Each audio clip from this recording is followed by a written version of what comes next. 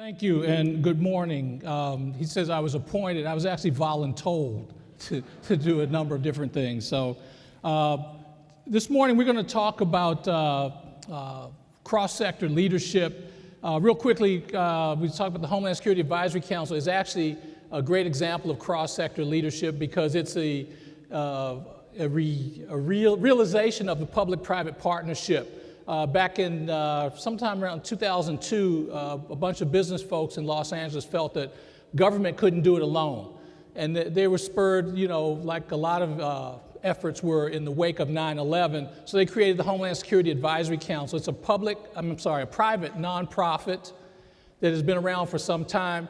Myself and the current team came on board in 2016. Our task then was to, the chairman of the board says, Jim, think about everything that you wish you had had when you were with the city and that we could help you have now that would help us increase preparedness, response, and resilience across the greater Los Angeles area.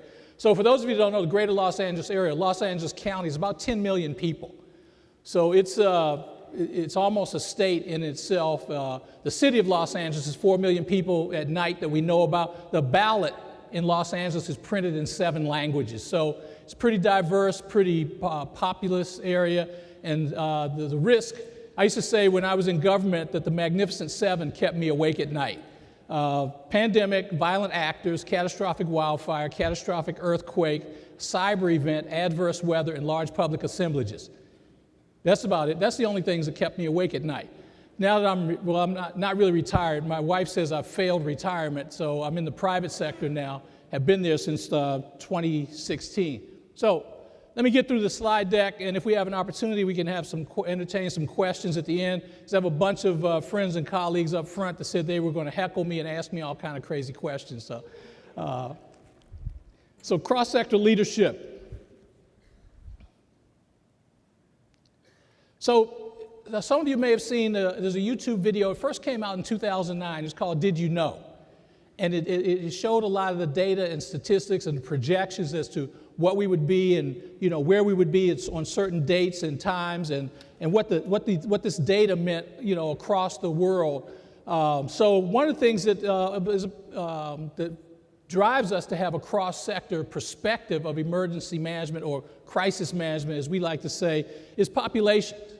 So, right now in 2019, 7.7 billion people, and then in 2050, we'll have 10 billion people. Amazing numbers. Did you know goes on to talk about things like the increase in people, the world's population by 2050, factors that help this are urbanization. How many people will live in cities in the coming years? We see it where we are right now. It's not that the non-urban or the suburban or the rural areas are less important, but people have started to migrate towards cities for a number of reasons. Ultra-industrialization, less agriculture, or the big pharma, big agri is now being done in a less labor-intensive manner. It's more automated, more mechanized. Lack of resources in rural areas. The standard of living has changed so that folks may not want to live in more rural areas. Not that they're less important, but that's just the way people have begun to migrate. And the decrease in death rates has increased, and an increase in birth rates. In a session I was in the other day with Naval Post Grad School, one of the participants raised a good point. We were talking about an inversion of leadership, and he was saying that some older presidents that we were talking about being strategic leaders and the millennial thing, I call it the chronological stratification that we're dealing with now is because we live longer. We live longer, so the idea or the information base that leaders have to pull from is much more broad than like a Lincoln or the Roosevelts or even a Johnson had to pull from during their time. So data, the digitization of our world. When I looked at this slide, I was like, what the heck is a zettabyte? So it's 33 zettabytes. That's 33 with 20, I think it's 20 or 21 zeros behind it. So that's the amount of data that moves around now. 4.1 billion people will use the internet now. I definitely advise you, go back and look at the 2009 Did You Know, then look at the 2019 Did You Know. Very, very, very interesting statistics. So what does this mean? You know, and what does this mean to cross-sector leadership, and why do we need cross-sector leadership? And I just distilled it down to three things, three variables: size, scope, and complexity. In the field of crisis management, the increase of urbanization and digitization, we're seeing crisis, you know, unlike we've ever seen before. We used to say that there was a certain fire season in Southern California. Now it could be any time around the year. Broadly speaking, fire season, for those of you in Southern California, knows it probably starts around Labor Day and may end at Easter. Maybe. And then we may have thrown in there somewhere around January, February, we may have rains, you know, so who knows? Anyway, looking at the three variables. So urbanization and three variables. So what is crisis? You know, what is chaos? So I got this from some of you read the All In book by Petraeus, and he talks about using this Frederick Remington print as a metaphor for chaos. And I have to read this because I haven't memorized it, but it's a very interesting metaphor for chaos, and some of us, you know, can actually relate to it. And he says that I use this image to tell you that I'm comfortable with semi-chaotic situations. The picture depicts an outrider galloping at full tilt over rough terrain at the height of a violent storm, while steering a willful mount and guiding a sometimes frightened and unthinking herd of cattle to its destination. Sound familiar? It represents getting the job done despite the challenges. The terrain is rocky, the wind is in their faces, and it's raining sideways. Some of the cattle will get out ahead of us. That's fine, we will catch up. Some of the cattle will fall behind, and we will circle back to get them. That's fine, we will bring them on. We must be comfortable with this environment of uncertainty, challenge, risk, danger, and competing agendas. We need to accept it. But we need to do more than simply hang on to the saddle. We must master our mount, and we must flourish in the apparent chaos. So I found that metaphor to apply to the things that I've experienced and that we continue to work through in the crisis management arena in Los Angeles.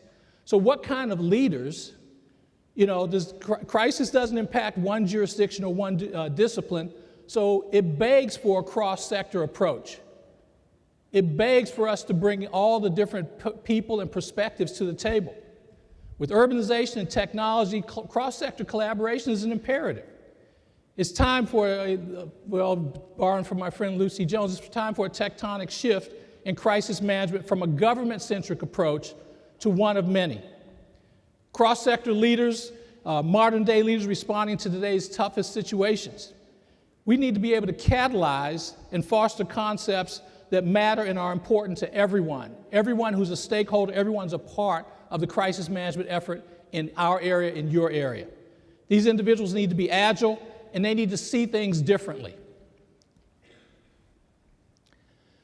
Kevin McGowan.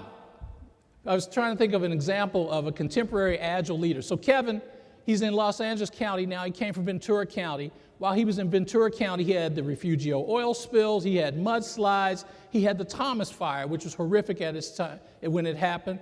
And then turns around last year, he has, within 48 hours, he has the borderline shooting, 12 people killed, leaves that, immediately goes to the Hill Fire, which is over 4,000 acres, leaves that and immediately goes to the Woolsey Fire, which was somewhere, I think the Woolsey Fire was about 95,000 acres. In 48 hours, this one emergency manager had to adjust and adapt to three different significant events.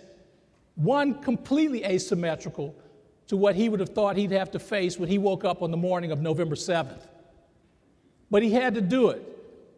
So leaders embracing cross-sector leadership need to be agile. The perspectives. Leaders in cross-sector leadership have to embrace different perspectives. was in going back to the MPS presentation the other day. So the presentation actually devolved into this chronological stratification argument, which I think is tearing at the very fabric of our discipline now, and we need to work through it. So we had the millennials, and we had the boomers, and then lost in the middle are the Xers, so all these things. So, but all of these opinions and perspectives matter. One of the things that David Kaufman, who was speaking before me, he talked about the cube and the cone analogy. So we have the cube, and Jim Featherstone's looking through the peephole in the top of the cube, and Mark Sloan from Houston, probably with one eye closed, is looking through the peephole on the side of the cube, and we say, Mark, what do you see? And Mark says, I see a triangle, Jim. And then Mark says, Jim, what do you see? I say, I see a circle, Mark. So two perspectives looking at the same issue, but from different perspectives because of our experience, our understanding, our knowledge, our confidence biases, our heuristic bias. And there's actually a cone in this cube. Both of us are correct, it's just that our perspectives are different. And unless and until we can come together and share our perspectives and look for common ground, both of us will see that same item, or in our case, the same incident or issue differently. So deep smarts. In 2004, HBR actually they had one of their issues, they talked about deep smarts.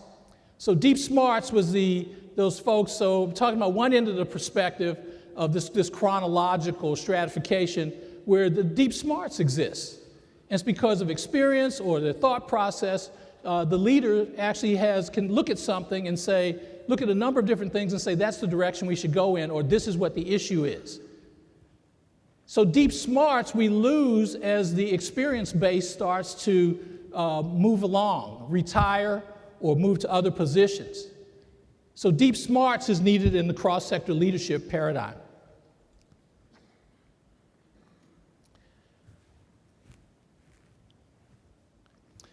In fact, it goes back to, if you go all the way back to, what's the guy's name? Von Clausewitz. He calls it coup d'oeil, the stroke of the eye. I know that was my high school French. I probably mangled that for any of you who have French as a primary or secondary language. But coup d'oeil is about the stroke of the eye. The stroke of the eye and deep smarts are very similar. We need that. Cross-sector leadership invites the coup d'oeil or the deep smarts from various sectors, from various perspectives, to be a part of the decision-making and decision-disseminating process. So, how can we be cross-sector leaders in our own jurisdictions? Collaborations, learning opportunities. One of the things is the HSAC has a distinguished speaker series. So we brought in old, friendly, soft emergency management leaders. So we brought Craig in. Of course, Craig has a lot to offer. Craig has the deep smarts. Craig has the coup d'oeil because he's been there, he's seen it, he's done it. My responsibility as a leader at HSAC is to be able to expose, first of all, my team to the wisdom and the experience of somebody like Craig. I'm not saying that the newness, the innovation, and the technology that the millennials that I work with, that I'm blessed to work with, doesn't matter, but I have a responsibility to help share the deep smarts and the coup d'oeil of someone like Craig. Then we bring in Brock, a contemporary crisis management leader. Different perspective. So collaborations, sharing thought leadership across the community, that's important in cross-sector leadership. You see uniforms, you see non-uniforms sitting at the table there. Technology. So the other end of this chronological stratification that we're struggling with within our own discipline is the technology. The young folks know the technology. I'm analog. I'm used to watching the sweep hand go around the clock and saying, okay, now it's time to go. They're looking at the digital numbers like roll through their watch, or they have a little vibrator on their phone that says it's time to go. It all matters, but the technology.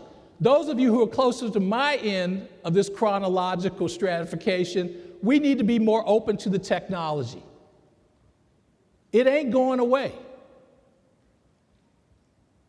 We're as bad as the people that said, yeah, that smoky thing with 4 wheels, it'll never go anywhere. I'm sticking with my horse.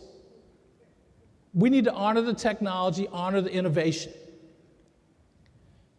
It's public facing, digital map. We actually get the community involved in it. This platform, it's a story map. So many of you are probably familiar with the story map capability.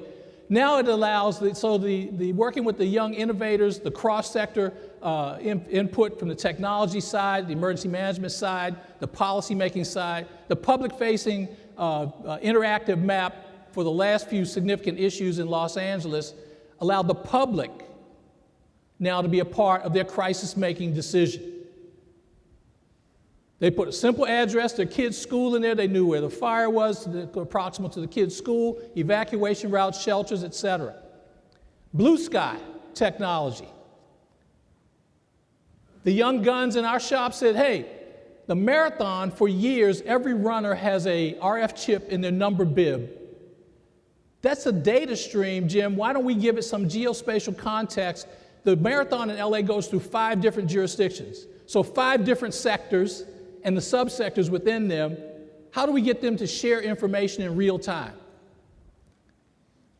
The big data's always been there, but by the 2 ends of the chronological stratification line working together, also with multiple jurisdictions, private sector, public sector, we brought visibility and a better sense of situational awareness to a blue sky situation that could very easily be applied to a gray sky day in Los Angeles.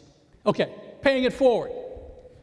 One of the other things that we do and we've done is definitely embracing our responsibility to the younger generation. We are responsible for tomorrow's crisis leaders in this country and in your community. Very in-depth intern program. We have a crisis management case challenge program. So our thing there was to generate much more discourse at the higher ed level about real-world crisis management issues. The other side of that was to get ideas from these folks that weren't prisoners of their experiences. I'm a prisoner of 33 years in this business. My experiences are scarred and battered and beat up, so I'm going to be a little hesitant to step in the water sometime or take a different path. These folks, they don't have that. They haven't been battered and beat up enough yet, but anyway, cross-sector leaders need to understand digitization and urbanization. They need to be agile, see things differently. It's very important. We need to see things differently. We are the different discipline. We're not police, we're not fire, we're not the military. We are the different discipline. So we expect folks to see us, recognize us, and embrace the efforts that we do. So we need to do the same thing internally as a discipline. Apple, for years has been thought about the company or the corporation or the industry, the entity that sees things differently. So I was trying to think, how would I close this up? What would I say? What would I do? What would I play that emphasize seeing things differently? So I just say going forward, the cross-sector leadership effort is about seeing things differently, about bringing multiple perspectives to the table. We want to see Mark's triangle. We want to see Jim's circle. All those things matter, so we have to bring people to the table that can speak to that and address that. But more importantly is that we need to embrace the differences and the agility and the cross-sector perspectives within our discipline. So it's an older video. It's a commercial that won a lot of awards. When I played it in our shop, of course, the young folks kept saying, "Jim, where's the color?" So some of us grew up with black and white TV, haven't seen color TV. So just real quickly before I get to the closeout thing is, I talked about taking big data and turning it into usable information in one of our talks. And I said, well, a phone book is big data. And I looked around the room in our office, and people were looking at me like, what's a phone book? So But I said, you know, the phone book is big data, but it's not necessarily usable information. It says Adams is before Brown, you know, and Smith is before Thompson. But by actually giving a geospatial context, then it becomes usable information. But that's a whole nother speech. Anyway. Here's to the crazy ones, the misfits, the rebels, the troublemakers, the round pegs in the square holes, the ones who see things differently. They're not fond of rules, and they have no respect for the status quo. You can quote them, disagree with them, glorify or vilify them, but the only thing you can't do is ignore them, because they change things. They push the human race forward. And while some may see them as the crazy ones, we see genius. Because the people who are crazy enough to think they can change the world are the ones who do. Folks who've been game changers for us in this country. And so what the whole point of ending with this was to say that we need to look outside of what we traditionally see, whether it's government or private sector, and bring in a diversity of perspectives and think differently and embrace the whole concept of cross-sector leadership. Thank you.